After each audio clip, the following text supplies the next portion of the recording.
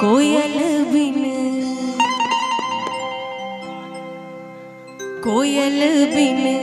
बगिया ना शोभे राजा, कोयल बिन बगिया ना शोभे राजा, कोयल बिन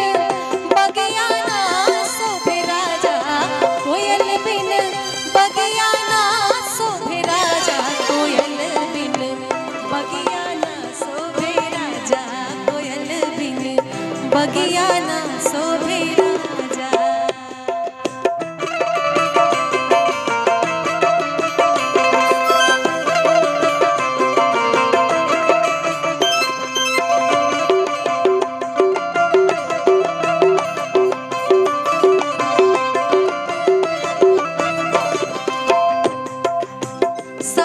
ससुर बिन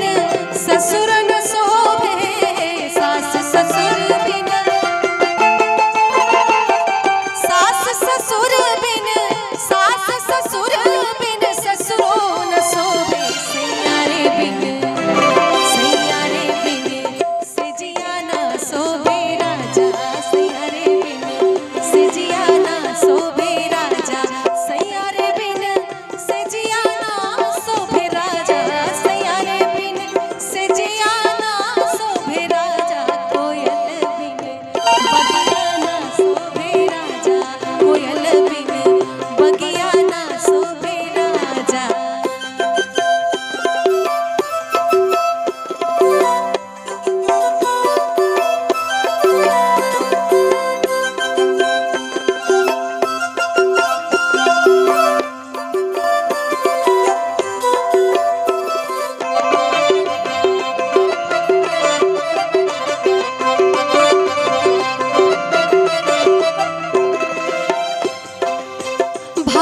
भतीजा बिन नैहरो न शोभे, भाई भतीजा बिन भाई भतीजा बिन भाई भतीजा बिन भाई भतीजा बिन नैहरो न शोभे, भाई भतीजा बिन नैहरो न शोभे, देवर बिन बिन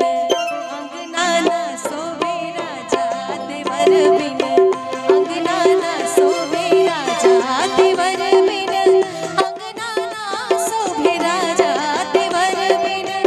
अंगना ना शोभे राजा, कोयल बिन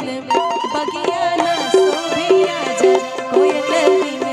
बगिया ना शोभे राजा, कोयल बिन बगिया ना शोभे राजा, कोयल बिन बगिया ना शोभे राजा,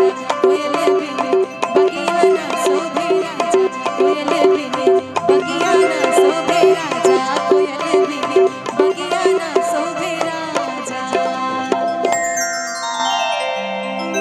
बहुत बहुत धन्यवाद। और